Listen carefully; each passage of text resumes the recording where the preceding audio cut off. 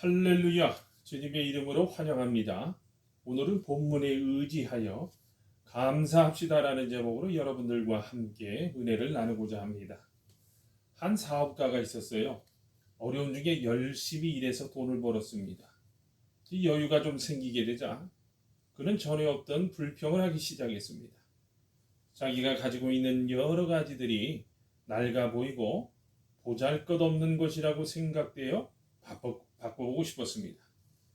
그래서 이제 우선 살고 있던 집을 팔기로 작정을 하고 집을 팔겠다고 광고를 하자 사람들이 모여들었습니다. 그러자 이 사업가가 다시 생각을 하게 되었습니다.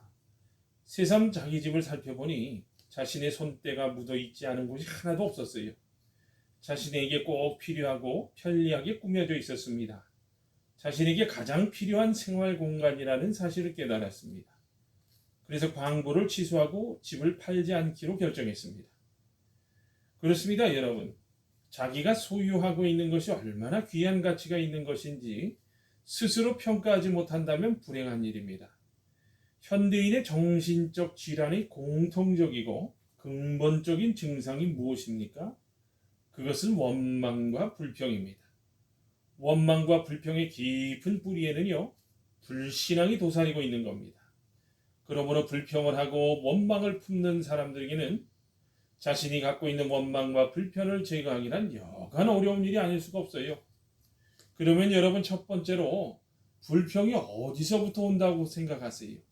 그것은 상대적 가치인식과 만족할 줄 모르는 병리적 욕망 내지는 허무주의로 기울어지는 세속적 욕구에서 비롯되고 있다고 합니다. 쉽게 말하면 내가 소유한 것이 없어서가 아니라 남보다 더 갖지 못해서 생기는 불평이라는 겁니다. 저는 목회를 시작하면서 지금까지 다른 사람과 비교하며 가지지 못한 것을 갖기 위해 욕심을 부리지 않으려고 노력을 기울였습니다. 과거에 내가 어떻게 살았던 예수님께서 주신 하나님 사랑, 이웃사랑이라는 명령에 최대한 충실하고자 애를 쓰려고 노력을 했습니다. 물론 교회가 형편이 안 돼서 그럴 수도 있었겠지만 저는 형편이 되었다고 해도 사택이나 자동차나 혹은 좋은 물건들에 대한 것들이나 교회에 필요치 않은 것들을 억지로 구입하려고 요구하려는 생각은 추워도 해본 적이 없어요. 그 덕에 안사람과 지금은 고인이 되신 장모님께서 저를 위해 많은 애를 쓰신 것을 생각하면 지금도 감사하지 않을 수가 없습니다. 저는 우리 형편에 따라 주어지는 삶에 감사하며 살려고 노력했습니다. 그런데 저보다 훨씬 좋은 조건을 가진 사람들이 더 가지지 못한 것에 대해 불평하는 소리, 어렵다 하는 소리를 들을 때면 너무나 안타까웠어요.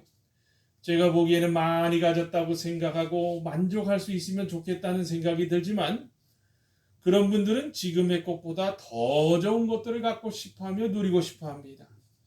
여러분 잘 아셔야 합니다. 모두가 상대적이기에 불평을 가지고 있으면 이를 채울 방법이 없다는 겁니다. 사람은 만족할 줄 모르는 마음이 문제입니다. 큰 것이든 작은 것이든 감사하게 여길 줄 모르는 이 병리적인 욕망은요, 밑빠진 독과 같아서 아무리 채워도 채워지지 않는 끝이 없는 욕망을 갖고 있습니다. 한 언론인이 프랑크 총독에게 행복해지는 비결을 물었습니다. 그러자 이 총독은 빙그레 웃으면서 나는 행복해지는 비결은 모릅니다. 그러나 불행해지는 비결은 알고 있습니다. 라고 하면서 두 가지를 이야기했다고 합니다. 첫 번째는 이웃 사람처럼 행복했으면 하고 남을 부러워하는 마음이 있으면 그게 불행하다는 겁니다. 행복해 보이는 이웃도 그 나름대로 어려움이 있으니 그 이웃의 처지를 너무 부러워하지 말라는 겁니다. 둘째는요, 나이를 먹은 뒤에 지나간 청년 시절을 그리워하며 그때처럼 행복했으면 하고 원망하는 자는 불행하다는 겁니다. 나이 많은 사람이 젊은 사람 부러워하고 질투하는 것처럼 볼상 살아온 것은 없습니다. 자신의 나이에 따른 행복을 찾아 항상 감사하며 살아가는 것이 바로 행복의 비결이라는 거예요. 사도 바울은 빌립보서 4장 11절과 12절에서 어떠한 형편에든지 내가 자족하기를 배웠나니 내가 비천에 처할 줄도 알고 풍부에 처할 줄도 알아 모든 일 곧 배부름과 배고픔과 풍부와 궁핍에도 일체의 비결을 배웠노라고 말하고 있습니다. 어떠한 환경에도 행복할 줄 아는 일체의 비결을 알고 자족할 줄 아는 바울은 참으로 행복한 사람입니다. 목마른 자에게는 물이 필요합니다. 그런데 목마른 자에게 빵을 준다든지 기름질 음식을 만들어 준다고 하는 것도 중요하다고 보이지만 가장 중요한 것은 먼저 생수를 주어 갈증을 해소하는 일입니다. 생수만이 그의 갈증을 해결할 수 있습니다. 그러면 우리 인간의 목마른 영혼에 필요한 것이 뭘까요? 세상의 권세나 부귀, 영화, 지식이나 명예입니까? 이 모든 것은 헛된 악세사리에 지나지 않습니다. 그런데 이런 것들을 찾고 추구하면은 이런 것을 얻지 못하여 불만이니 얼마나 어리석은 일입니까? 이것들은 결코 채워질 수 없는 헛된 겁니다. 여러분, 목마른 영혼에는요, 말씀의 생수만이 갈증을 해소할 수 있습니다. 그게 바로 오직 진리요 길 되신 예수님입니다. 둘째입니다. 원망입니다. 원망이란 책임 전가적인 심리작용이라고 합니다. 저는 많이 보았어요. 무슨 일이 잘못되면요, 스스로 책임을 감당하지 못하고 꼭 다른 사람에게 전가하려는 사람이 있습니다. 내가 못 사는 것도 다른 사람이 잘 살기 때문이요, 내가 실패한 것도 다른 사람이 성공했기 때문이라고 그 이유를 모든 것을 다 타인에게 돌리려고 합니다. 이 원망을 어떻게 극복할 수 있겠습니까? 그렇습니다, 여러분. 모든 문제는 하나님 앞에서 자신을 볼 수 있어야 합니다. 비록 사람과의 관계가 잘못되어 할지라도 하나님과의 나와의 바른 관계를 형성하고 나면요, 다른 사람과의 관계를 어떻게 회복해야 하는지 그 방법을 찾게 될 수 있습니다. 여러분, 참 신앙인이라면 하나님 안에서 해결의 신만리를 찾을 수 있어야 합니다. 하나님 앞에 서면 우선 겸손해져서 내가 지은 죄와 행동, 하나님께 불순종한 것 등을 생각되게 하고, 그러고 나면 그 어느 누구도 원망할 자격이 없어지게 됩니다. 이렇게 부족한 내가 누구를 원망할 수 있단 말입니까? 이 겸손은 하나님 앞에서만 생기는 것으로 이 겸손만이 원망의 해결이 될 수 있다는 거예요. 여러분, 또 하나는 미래지향적인 소망입니다. 오늘 잠깐 어둠이 있다 하더라도 저 앞에 하나님의 복된 약속이 있고 축복이 있음을 믿으면 원망하지 않고 참고 견디며 나가게 되는 겁니다. 지금 잠깐 당하는 이 어려움이 앞날의 영원한 축복의 과정이라고 믿는다면 이 고단을 마다할 이유가 없는 겁니다. 여러분, 로마서 8장 18절에서 생각하건대 현재 이고나는 장차 우리에게 나타날 영광과 비교할 수 없도다라고 한 것과 같이 이 고난과 시련들이 합하여 선을 이룰 것임을 믿기에 원망하지 않을 수 있는 겁니다. 불평과 원망을 해결함이 없이는 어떤 여건에도요, 행복할 수 없고 평화를 누릴 수가 없어요. 여러분은 오늘날을 보세요. 말세 지말의 현상을 보면서 불평과 원망이 인간성을 파괴하고 사회를 점점 파괴하여 걷잡을 수 없는 파국으로 치닫게 되는 것을 볼 수 있지 않습니까? 가진 사람은 더 가지려고 합니다. 끝이 보이질 않습니다. 그러다 보니 가진 사람들이 세상을 자신들의 뜻대로 하기 위해 하나님께 도전하고 있는 현상이 바로 그레이트 리셋이라는 단어인데, 이 단어를 그럴싸하게 포장하여서 얼마나 많은 사람들이 희생을 당하고 있습니까? 고린도전서 10장 10절과 11절에서 어떤 사람들이 원망하다가 멸망시키는 자에게 멸망하였나니 너희는 그들과 같이 원망하지 말라.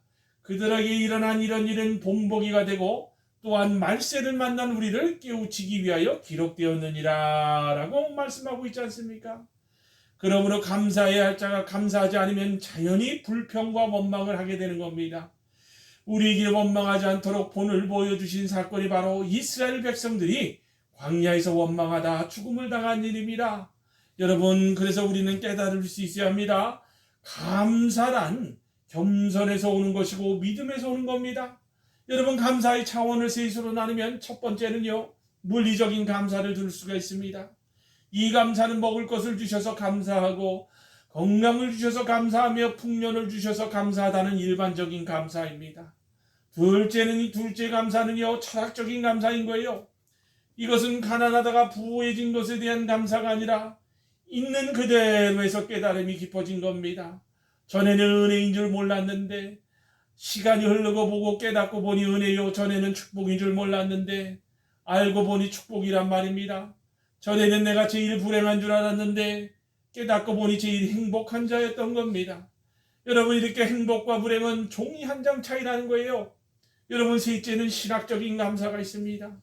이 감사는 예수님께서 십자가를 지시고 내 죄를 속량하심으로 구속하시고 하나님의 자녀로 삼아 주신 것에 대한 감사, 그러면서 영원한 하늘나라를 기업으로 받은 아버지여 그 하나님의 사랑받는 자녀가 되었다는 그 모든 것이 다 은혜요 기쁨이요 축복인 겁니다. 여러분, 이런 감사는 절대적인 감사입니다. 그러나 여러분, 미래가 보장되지 않는다면 현재로서 감사할 수가 없습니다. 오늘의 지위가 아무리 높아도 내일이 염려된다면 어떻게 감사할 수 있겠어요? 아무리 재산이 많다 해도 내일이 불확실하다면 어떻게 감사할 수 있겠습니까? 그런 거로 미래를 향한 하나님의 확실한 약속을 믿는 그 믿음과 소망이 있어야 감사를 할 수 있습니다.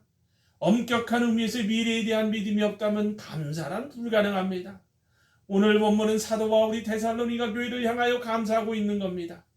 바울이 감사하는 내용은 첫째 믿음의 역사요, 둘째는 사랑의 수고이며 셋째는 소망의 인내라고 합니다. 지금 바울의 형편은 환난과 궁핍과 핍박 가운데 있습니다만 데살로니가 교회를 생각하면 그들의 믿음, 그들의 소망, 그들의 사랑이 생각나서 감사하며 특히 환난 중에 복음을 받아들인 것에 대해 감사하고 있다고 합니다. 여러분, 데살로니가전서 2장 13절에 보면 이러므로 우리가 하나님께 끊임없이 감사함은 너희가 우리에게 들은 바 하나님의 말씀을 받을 때에 사람의 말로 받지 아니하고 하나님의 말씀으로 받음이니 진실로 그러하도다. 이 말씀이 또한 너희 믿는 자 가운데서 역사하느니라. 아멘. 사도 바울은 자신의 현재의 삶이 데살로니가 교회 성도들에게 혹여나 실족하게 될까 염려하고 걱정하였지만 그들은 하나님의 말씀을 사람의 말로 받지 않고 하나님의 말씀을 받아들임으로 믿음이 역사하는 것을 보면서 감사하고 있었다고 합니다. 여러분, 말씀을 맺습니다. 우리는 지금 코로나19이라는 상황에 처하여 모든 일들에 대해 제한받고 있습니다. 그럼에도 불구하고 우리는 감사할 수 있어야 합니다.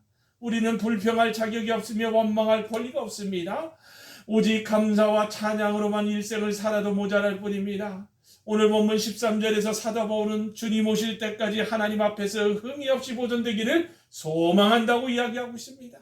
그렇습니다. 여러분, 우리 주님이 오시는 날까지 믿음 지켜 승리도 해야 하지만 하나님께서 원하시는 모습으로 잘 보존될 수 있어야 합니다. 따라서 흠이 없이 보존되기 위해서는 매 순간을 깨어있는 감사와 믿음의 그복으로 서 있어야 합니다. 항상 하나님께서 임마누엘로 나와 함께 하신다는 것을 믿고 in Christ, 즉 예수님 안에서 순종하는 삶을 살면서 성령님의 인도를 받는 저와 여러분이 다 되시기를 주님의 이름으로 축원합니다. 아멘.